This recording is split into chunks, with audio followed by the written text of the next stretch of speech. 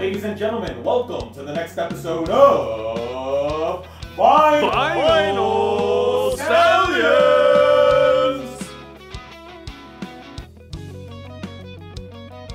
What up, Stampede? It's Klep. We are kicking off 2023 with a concert review of Red Hot Chili Peppers at Comerica Park in Detroit, Michigan. Spruce and I went with our buddy Chris to the show on August 14th, 2022. So this one is long overdue. Also want to give a quick shout out to Soiree the Stallions, a night of music. This is a charity music event that we have put together along with Hunger Network, which is a charity that strives to end food insecurity in Ohio. So the net proceeds from this event will be benefiting that charity. We have a kick-ass lineup for this event. We got Colin Miller and the Brother Nature, Rubik's Groove, Apostle Jones, Mezclado, the Ice Cream Militia, and Wigged Out. So it's a great lineup. You can find a link to tickets on all of our social media. But yeah, great lineup, great cause. Come out and support it. But for now, we're going to be diving into Red Hot Chili Peppers. All right, dude, what did you think when you walked into Comerica Park and saw a giant cat head on stage with red eyes just waiting for you? I thought the Detroit Tigers left something on the field. But instead, it was a bass slapping motherfucker named Thundercat who absolutely destroyed me. Wow. And so Thundercat was the first opener back in August 14th. And I knew that off the top of my head because Klep and I bought tickets to this show back in October of 2021. And for those listening out there in the Stampede, you'll know this is the first episode back this year. So it is 2023. So we bought it about a year before. So the date's been in my mind, August 14th, 2022. And it's taken us a while to honestly touch on this concert. We've mentioned it in a bunch of times in our Chili Peppers album review series. But we figured, why would we leave this in 2022 when we haven't spoke about it yet? And it was the number one concert on my list if you listen to the year in review. And we're bringing it back. We're starting the year off strong. Klep, let's fire it up. All right. You're on the next episode of Vinyl Stallions. And so, yeah, as Spruce mentioned, August 14th, 2022, Red Hot Chili Peppers at Comerica Park in Detroit, Michigan. So that's where the Detroit Tigers play baseball. Me personally, it was my first concert ever at a baseball stadium. I know Spruce has mentioned he saw Stone Temple Pilots a while back at was it Eastlake Stadium? It's in Eastlake, Ohio, where the Lake County Captains play baseball. So is this your second baseball stadium concert? No, I had a big country phase at the end of high school, and I saw Jason Aldean at Progressive Field.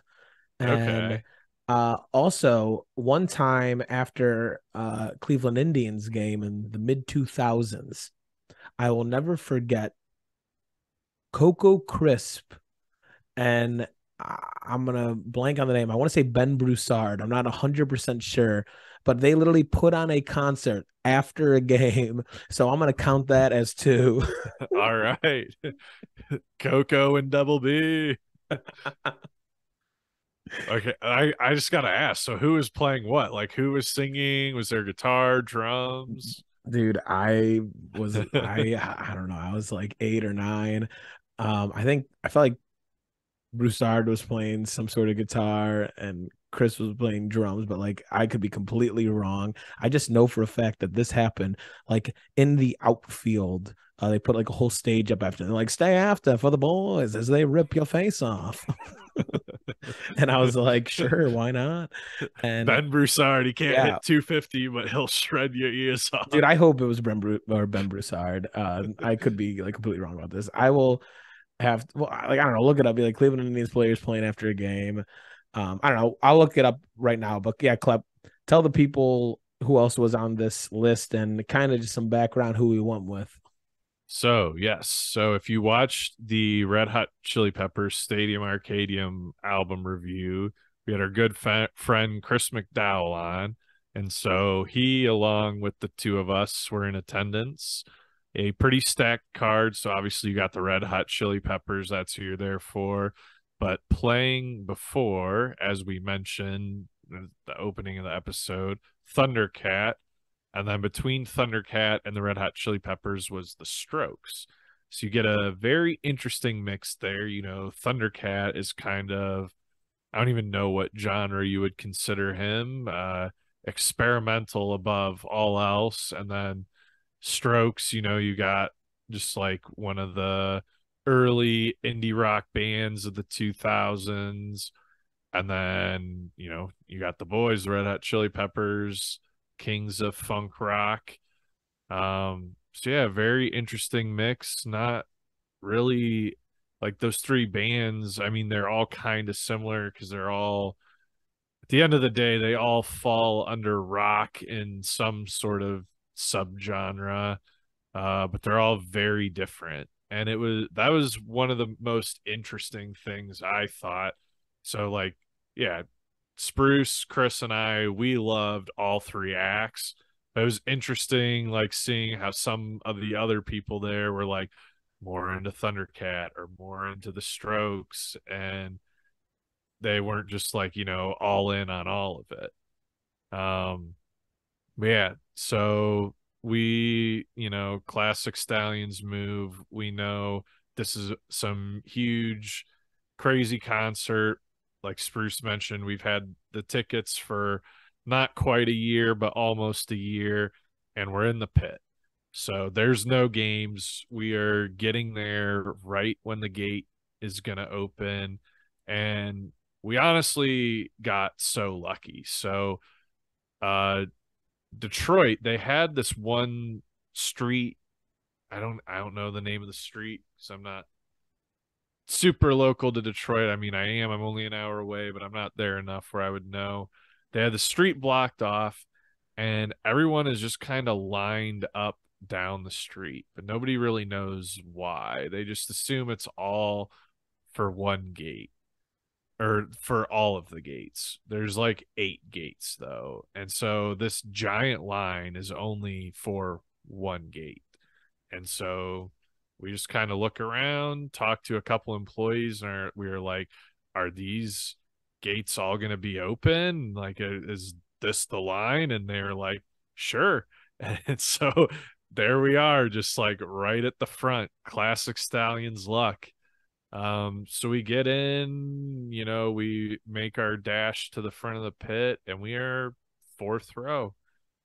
Pretty decent, I would say.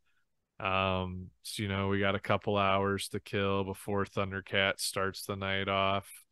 And we have a nice setup. There's 3 of us. So, you know, we each get a couple beers because if somebody has to pee, we kind of took turns. Like 2 people would stay and hold the spot. The other person would go pee, and we did not lose any ground. I guess eventually towards the end, we gained ground. I just want to. Oh, sorry. I just want to jump no, back go in. ahead. I have gotten to the bottom of our Ben Broussard situation conversation. All right. Ben Broussard, the American former professional baseball first baseman, is currently a full-time musician with 2 full-length albums. This first self-titled album was released in 2005, which had to have been that year that I'm talking about when I was like 10 years old. And then he has a second named Renovated that was released in 2009. Dude, we gotta get Ben Broussard on Stallions. Dude. Like he is not like such a huge like name in pro sports where he would be impossible to reach. I am absolutely gonna find a way to get him on Stallions. Dude, I can't believe I like actually remembered that from all the random players the Indians have had over the years. Yeah, so maybe that'll be a question for him. Yeah, who'd you have playing drums? Dude, I mean, at this point, I'm like so confident it's Coco Crisp now. Coco. I mean, Okay. 2005 or maybe it was 2009. I don't know. Coco Well, oh those were nine. I well. think he would Hang have been on, gone. those But were oh just when the. five. I mean, those were just when the albums were released. They could have played at any point whenever he was on the team, but I will never. Yeah. Wow, that's actually Well, hilarious. oh nine. Broussard would have been gone by then too. That's what I was saying for sure. 2005. So yeah, Ben Yeah. Broussard, go check him out. I don't know how his music is, but he will be forever remembered in Cleveland baseball history. Yes. Absolutely. You're mind blown, aren't you, Klep? Yeah. I had no idea he was a musician. I've seen that dude play so many times because when he was on the team, that was when I lived in Cleveland. So in fact, I was actually at his first game back. Remember, we traded him to the Mariners. I was at his first game back at, I think it was still Jacobs Field then. And I was there, like, giving him a standing ovation, like, yeah, Broussard. And All right, dude. We are getting him on. All right. What were you talking about? So all right, Thundercat. Thundercat. So, well, I was gonna get to before we actually dive into the Thundercat set was that motherfucking snail that sat on Chris's feet. Oh, this is essential to talk about. Like I've never seen anything like this happen before in my entire life. So I don't know where Klep was at, but I'm just gonna jump in. We were walking up to the pit. I mean, it's pretty open, honestly, at this point. It was a Yeah. huge pit. And Yep. so we get by this group of people and they are sitting down on the floor in a circle with like a lot of room in the middle. And we were just like, I just don't like, dude, I don't know. I don't Stand care. up. I don't care how early you're there. Don't do Stand that. up. Unless Stand you're like up. unless you're on the wall. Like if you're right up front, you can turn around, sit down, and claim your spot that way. I'm cool with that. Yeah. Yep. But these people literally made a circle with like room in the middle. And we were just like standing kind of behind them to the left. And this dude, so like Klep said, our buddy Chris, like Chris was standing there. He was going on your leg, Klep. Yeah. Yeah. You're right. He sat on me first. He I sat think on you. Chris was the one who he bumped Chris when he was sitting on his foot, and Chris spilled beer on him. It was Yeah, so but that was after. Do you not get the hint? Like So- you can't just sit on people's legs. Okay, wait. So first, and when we release this, we're gonna put a picture right now, and it'll continue being shown, hopefully. But nonetheless, I got a picture of this kid who was literally just kept backing up and was on top of Klep's foot, and just kept moving back, and I couldn't believe it that he didn't move. He didn't even budge. Like it was insane. I've never seen anything like that before. And I felt weight on my foot. It's not like it was just he just touching, he was just straight up sitting on my foot. It was so weird. It was so weird and just kept moving back. Like, oh, it was. I'm like, if I can feel this, I know you can. You're sitting on a foot. Like, what are you doing? It's like the Deadpool. How did we get here? But yeah, so and then he eventually moved over, the circle rotated, and then he got by Chris.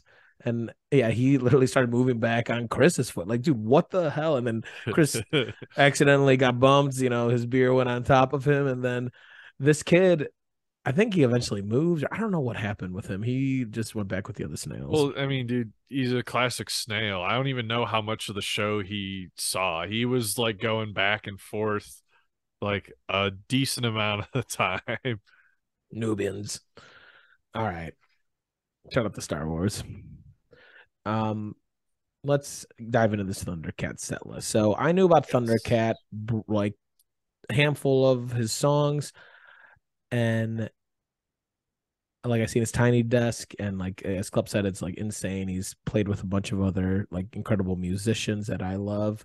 So knew Thundercat, didn't know too much of his discography, but I was actually very, very excited to see him in person. And he brought along drummer who was on the right side of the stage, and Yeah. on the left side of the stage was a keys player, and that Yep. was it. And those guys stole the show at multiple times as well. Like they were like, I mean, they just worked insanely well together. I had never heard music like that before in my life. Yeah. I mean, it was essentially like, at least I guess I don't know because I don't know what those recordings of like the studio versions of those songs sound like. But to the somebody who doesn't know their music super well, because yeah, the only song I knew was Them Changes. That was it. Um, it just sounded like improv, like jam, like the whole time. And yeah, they were really fucking good. And That so they drummer was just like ripping, and he had this cymbal that was like deliberately broken that would just like added this unique like trash can banging like Houston Astros dugout sound. a lot of baseball talk today on Yeah, Ben vinyl stallions. Broussard, Comerica Park, Houston Astros cheating reference. And we haven't even dove into one set list yet, but here we go. So they came out to a song called Lost in Space / Great Scott / 22-26. I don't know Yeah. what any of that means, but Well, I think that supports what I'm saying with them just like jamming and improv. It sounds like they just did a medley of 3 songs. Like, 100p. No, and again, not too familiar. I have some incredible video from this that I'll try to add in as well, or that's at least right. post somewhere. I have Like, a dude, few videos too. Not I don't we think need any of the Strokes, but Thundercat and Chili Peps I do. something that Klep and I have been bad about on our YouTube page is trying to, I don't know, post videos from concerts. I mean, everyone loves looking at them. I go search them out myself, and we have some great ones. We don't have to save them for any fucking content or anything. We're just gonna put them out there from here on out. So look out for just all these concert videos. Um, I, I've been to so many and have some great ones. So they start Should with just call that. it Raw Stallions. Raw Stallions. Yeah, there you go. I'm honestly just gonna go down this. So they number 2 was Interstellar Love. 3 was House Sway, which was one I knew going in. 4 was Overseas. 5 was Dragon Ball Durag. Great name. No, and then the last 2 were Funny Thing, and number 7 was Them Changes. And as Klep said, there were people deliberately there for Thundercat and like knew every word. This girl I'll never forget knew every single word and was just Yeah. teeing off behind us.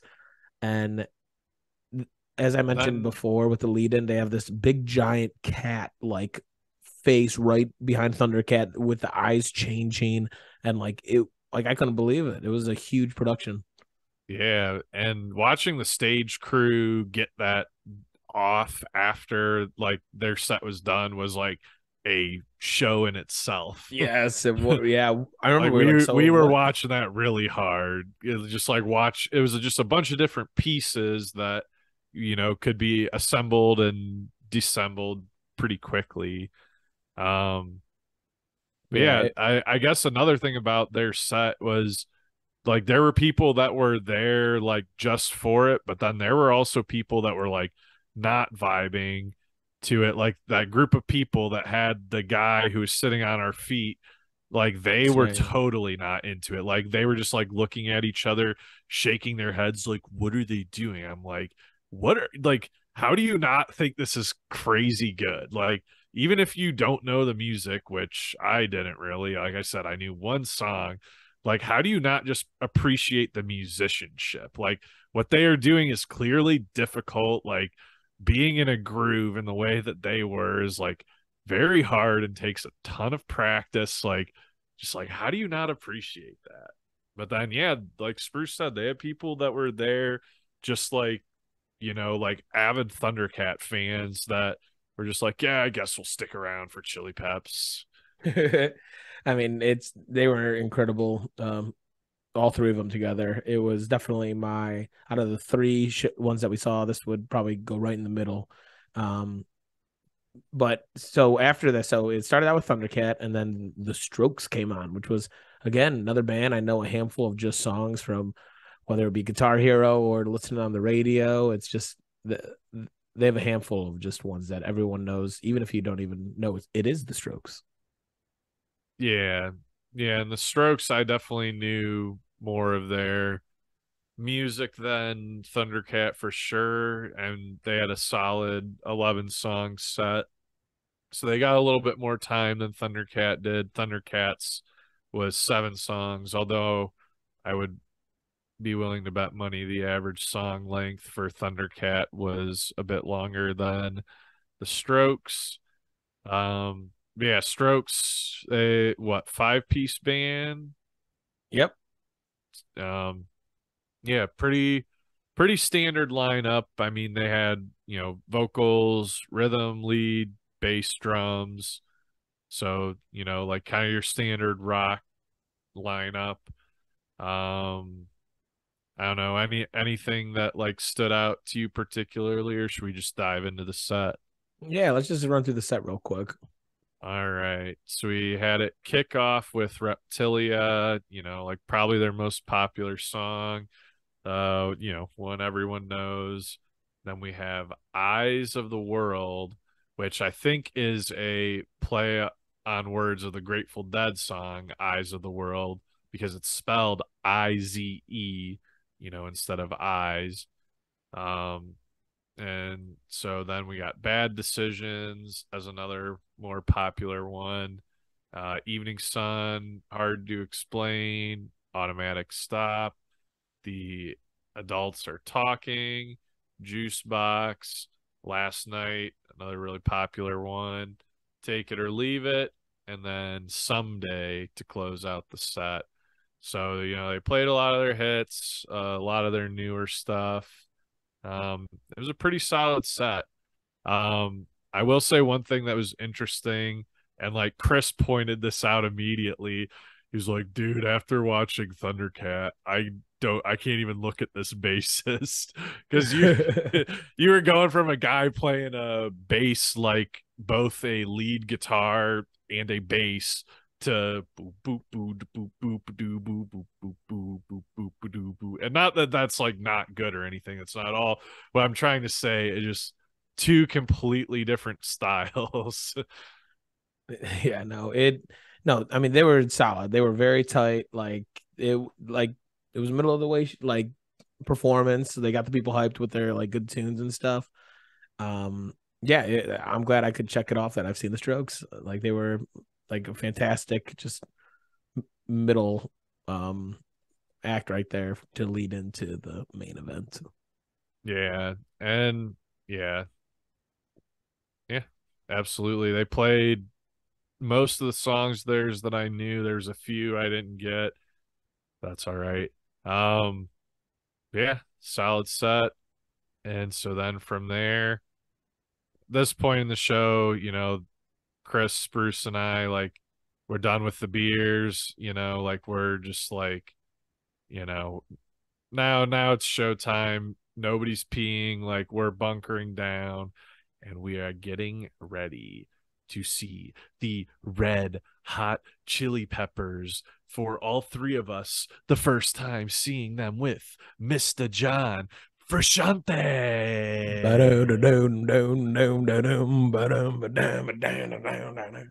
Ladies and gentlemen, if you are not hip with the Stallions' ways, you are probably questioning why have I gone tarps off, off, off, off, off, off, off. Oh, why, Spruce? Why is your tarp off? Because I only perform the way the boys perform with the tarps off. And I will stay that way forever and ever and ever and ever. Because they brought the energy and they always do. And I feel like I have to honor them with showing these nips. But yeah, so yeah, like I just mentioned, so Spruce, this was your first time seeing Chili Peps, right? Bucket list show, first time but yeah, yep. Yep. And so this was my second time, first with Frusciante, and it was Chris's third time, also his first with Frusciante. So yeah, this was insane. Yeah, before we dive into like the set, like I just want to say how crazy it was being like row 3, maybe. yeah. We are Like, seriously row 3 or 4 in the yeah. pit, and we're pretty damn centered. So we are like probably we're between Anthony and Flea, Mhm. probably a little bit closer to Anthony though. Like we are pretty damn center as well. Yeah, we were, it and they seen that show, their screens. It wasn't really a light show as much as the screens. And Yeah. we couldn't see like where like the stage ended. All we could see was the screen. It was them and then just another screen. So like it was There might have been a crazy. light show, honestly. We were probably too close, and because they're in a fucking baseball stadium, the lights were probably just going past us over our heads. Yeah, very yeah. We'll never know, honestly. Yeah, no, I mean they obviously had a light show going on, but it was crazy to see just the screens. Whoever did that this on this tour did a hell of a job to match them up to the songs. And so for those who don't know, the Chili Peppers, at least on this tour, and they come out with an intro jam where they just send the boys that play, basically everyone but Anthony out, then they say go. And they just rip whatever comes to mind for the first like 5 to 7 minutes of the show. And that is exactly how they started this one off. Yeah, and it was cool too. So I mean, we can't help ourselves. We're playing the set list game. We always do. So we were trying to figure out, like what might we hear? And I can't remember like what was the other song. So That they I were guess, starting with. yeah. It was So like usually, yeah. there's the one that we got, which we'll get to in just a minute, but I can't remember what I is think it it's Can't Can't Stop. Stop? Yeah, it's Yeah, I Can't think Stop. so. That was the other song that they were opening up with a lot, but there were two. So we were like, we're probably gonna get one of these two to open it up, but which one? Obviously, we And didn't the get Can't Stop. yeah, and the set list has like a fairly similar structure. Like there's probably like 6 to 8 songs that you're almost certain to get in any show on this tour, but the rest they would kind of mix and match. So you had like sort of a middle ground between a tour where it's the same set at every show versus like a jam band tour where it's a completely different set at every show. So yeah, the one that we got though.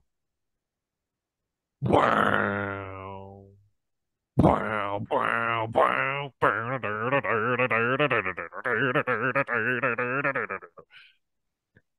Let it let it play. Let it play. So, for those who do not know, that beat that is Around the World, and which is a insane start to a song, insane start to a concert, and one I was very very excited to just like Insane get. start to an album, might I add. Yep. Californication track 1. So yeah, we got Around the World to start us off. Anthony came out, everyone lost their fucking mind, and then they just kept smacking. Um, into I mean, dude, Around the World is nuts. Like everyone lost their minds. Flea was just teeing off. And then they went right into Danny California, which is just an all-timer Chili Peppers radio hit. And Yep. Another track 1. That's track 1 off of Stadium Arcadium. true, true.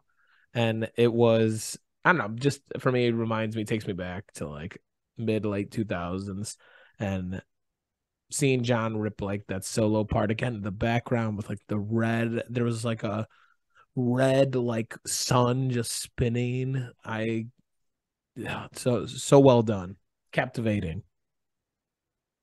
And after we get Around the World in Danny, California, this is where I really start to like geek out. And if you've listened to the By the Way album review episode that we did, I'm a simp for that album and every song on that album. So when we get Universally Speaking, which is like a popular song off that album, but not like one of the hits per se, I just was like, oh, I am in the sauce.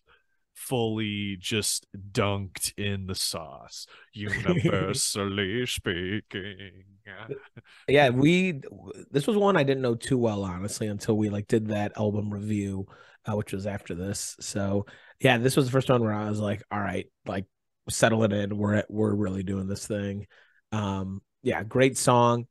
And then it goes right into a one that I was joking around before with like Chris and just kept singing and was like, we're gonna get this one. Yeah, because Aquatic mouth I think they had played dive. it on every single show in the tour leading up to this one. So we had a hunch. But No, they didn't do it the night before. I just knew it was like oh, due. Like, okay. yeah, yeah. They definitely didn't do it the night before. Because like that's why I had a hunch it was gonna happen. But You're Flea right. I'm thinking of a different song off the album. towards the end of uh the song for the studio one, I mean, there's trumpet that Flea whips out. I was really convinced he was gonna do it, but I mean, it honestly. Sorry, my apologies. It wasn't Flea. It was that whole ensemble or whatever that they hired. But I was convinced that Flea was going to whip out a trumpet, but that did not happen during the song, unfortunately. But what a goofy song. I love the verses to that. Oh yeah. No, I mean it's it's an absolutely great song. It's not necessarily one of my like favorites off the new album, but then like at least up to that point, but then you hear it live and it just like totally changes your perspective on the song, and then you go back and listen to the studio and you're just like, wow, that is really crazy. Yeah. No, I was happy to get that one. And then from there, we go into Snow. Hey, oh. Get your hey-oh. Yeah, and I mean one you could be like fairly confident you probably get just super popular song that is really good and one of the staples. Yeah, no, this song, I mean, hearing and watching John play that live was like awesome. I was yeah. But then we go into one that someone was itching for beforehand. Oh, guilty. But yeah, another so I just said if you've listened to the By the Way episode, I'm a simp for that album and every song on that album. But if you've listened to the Californication album review episode, I'm an even bigger simp for that album and every song on that album. So when we get I like dirt, I was losing my mind because it had been played on a few different shows in the tour leading up to it. We were, I guess, for reference, I don't know if one of us said it or not already. This was the ninth stop on the tour. Yeah, I like Dirt off of Californication, not one of the popular songs off that album, but a fucking ripper. I feel like I remember when we were like all going to the bathroom, right? Like we got in the stadium, went directly to the bathroom, and then went straight to the pit. One, you or Chris or someone was like, "Oh yeah, what if we just got I like dirt," and then what do you know? Oh yeah. And yeah, I mean, so we got I Like Dirt and Universally Speaking, which are like, somewhat of deep tracks, and we are not even as deep into the arsenal as we're gonna get in this show. So they come out at number 8 with "These Are the Ways," which is a new one off of the album and was a pretty popular one on this tour as well that they played. And I think this is the one I was thinking of where they had played it on every single show on the tour. yeah, I believe it. This one was very popular and was one of the first like singles and promo ones for them. So, Yeah. uh, yeah, no, great song. And then straight into another deep dive.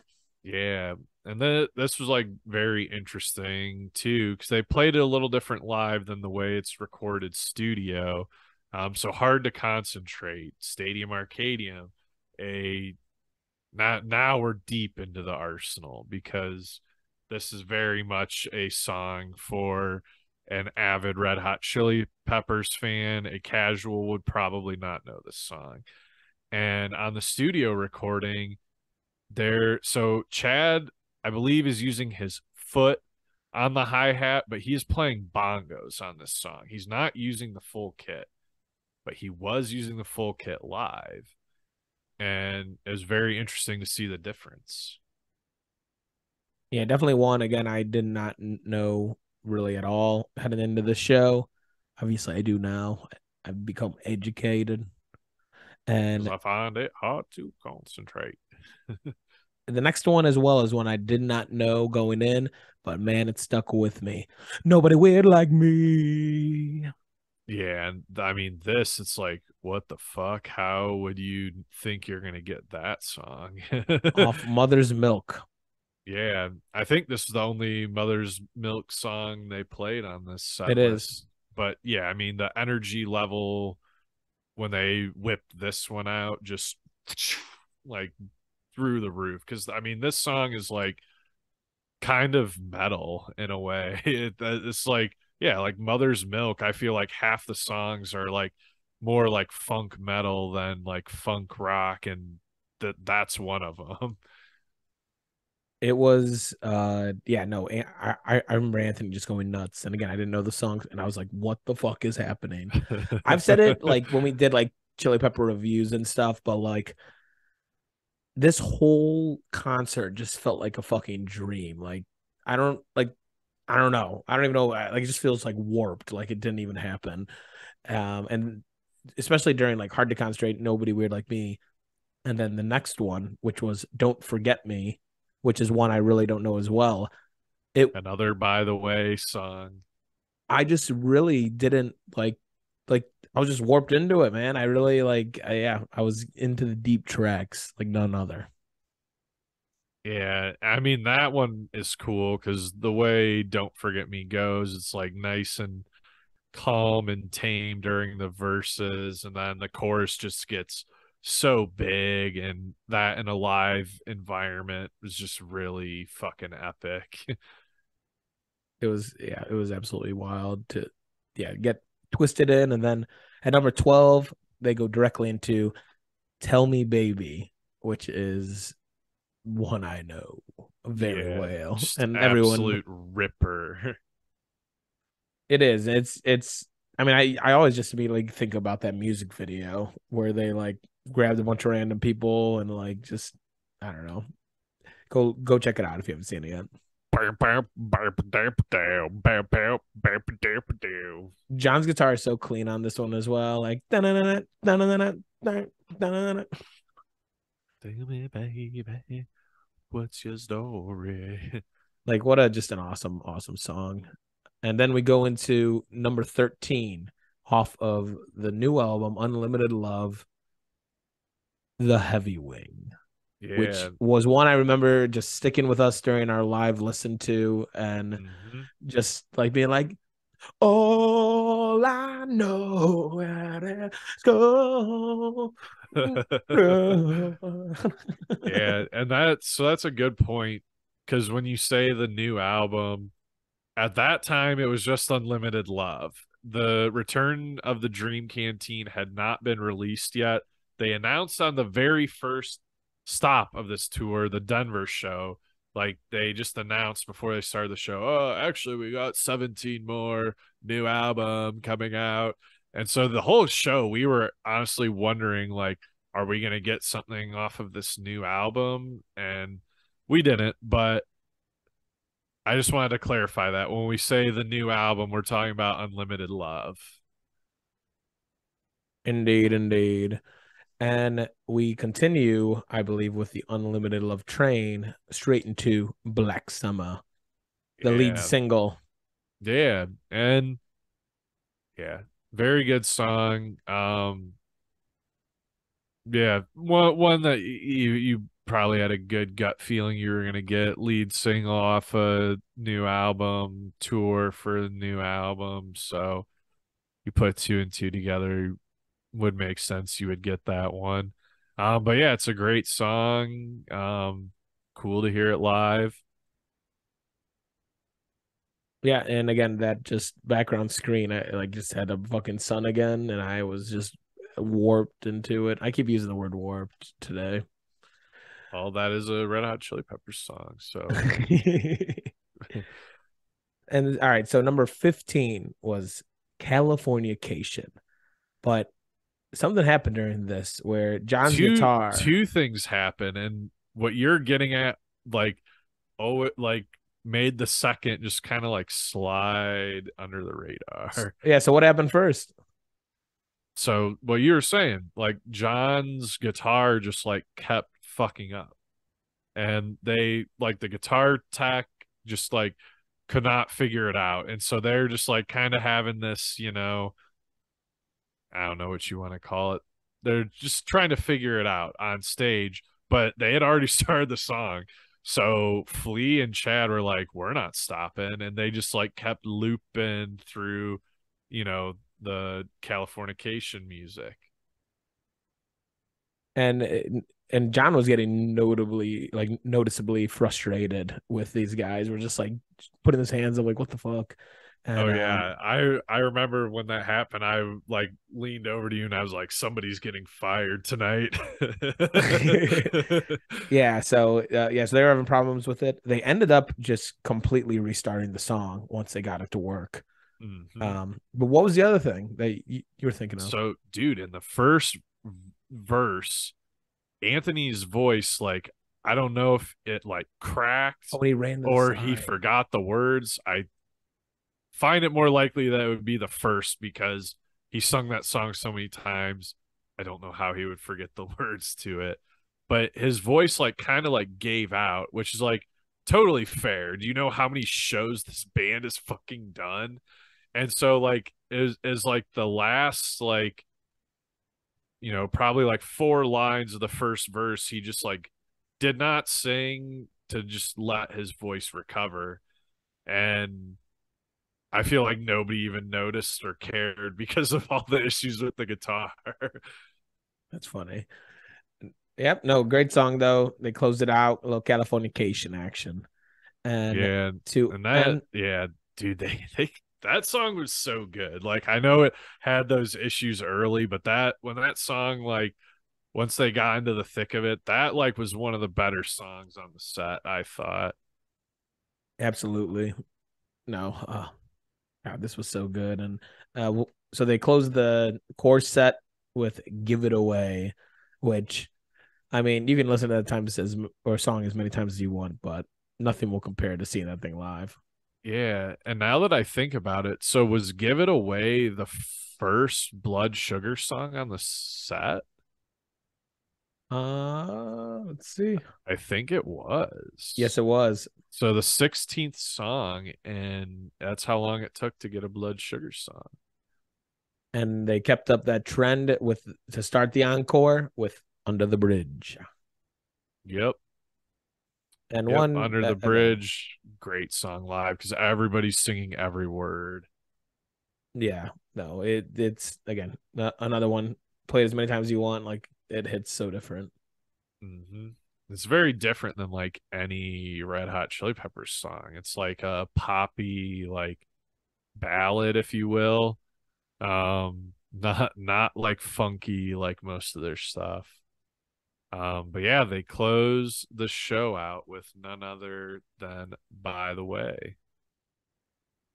And what just a anthem of a song. Great way to close it. I again completely mind blown to see them for the first time that close with John back and still just performing to the ability that they're able to perform. It's incredible.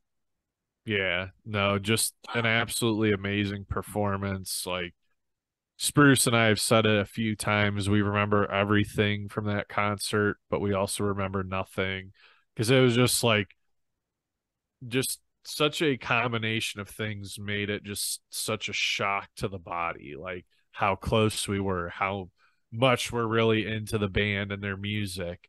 Um, Just how many dude, just how many videos I've watched of them. Like I feel like I know these people so personally when I have never even been in the same room as them until that night. And then you're just like, holy shit, that's the fucking guy from the Funky Monks documentary. Yep. And yeah, I guess so another tidbit we should add. So Chad Smith, the drummer, is from Detroit. So, and he had the Old English D, which is the Detroit Tigers logo, on his bass drum. Totally forgot about that too. And so after the show, he like came out and like, gave a little speech, like, just mentioning kind of, how he's from Detroit and it like always holds a special place in his heart, all that, which also I honestly didn't know until he said that, but makes me think we're probably going to get a Detroit show every US tour that these dudes play. Yeah, but they didn't play Detroit in Detroit, which we were sad about. Yeah, which I did understand. I mean, I really thought that there's a chance they might, but I did understand it because it was a Josh song off the Getaway. Yeah, no, it made sense. But something else that Klep didn't mention. So Chad came out and talked about it, and then he also was like, my mom's here actually. Oh, and that's right. And then he was like, come out. So Chad's 95-year-old mother came on the stage after and was like waving to everyone, and like I think he also mentioned like Anthony's mom was on the side of the stage as well. So it was just a really cool moment. I remember just cheesing when all that was happening. Yeah, it was very cool. Wholesome. Yeah, yes, that is a great word to describe it. And yeah, I guess just to wrap it up, so like we mentioned, they didn't play any of the Josh songs. They did not play any songs off the Dave Navarro album. And they did not play any songs off the first three, which is, kind of what you would expect. But overall, like I'm just going to run through the set list quick one more time. Intro Jam, Around the World, Danny California, Universally Speaking, Aquatic Mouth Dance, Snow, I Like Dirt, These Are the Ways, Hard to Concentrate, Nobody Weird Like Me, Don't Forget Me, Tell Me Baby, Heavy Wing, Black Summer, Californication, Give It Away, Under the Bridge, By the Way. Like, how can you be mad with that set list? Like, what a set. It really was. It drilled so many hits, gave us the deep dives. And again, my number one concert of 2022. And man, I'm glad we were able to honestly dive into this. It's been months on months that we've been just talking about it. So very much well worth the first episode of 2023. Give it up for the Stallions. And give it up for the boys. And give it up for Ben Broussard. Let's drive way back, God. Benny Broussard, the deep right field. No, we will, Ben, get you on. We at least be reaching out. We're a couple Cleveland boys. For those who don't know Ben Broussard, go listen to his albums. Go look at his work on the Cleveland Indians, and you'll understand he's a legend in this area. A legend. Oh, yeah. Well, besides that, my name is Spruce. I'm Klep. And this has been another episode of Vinyl Stallion.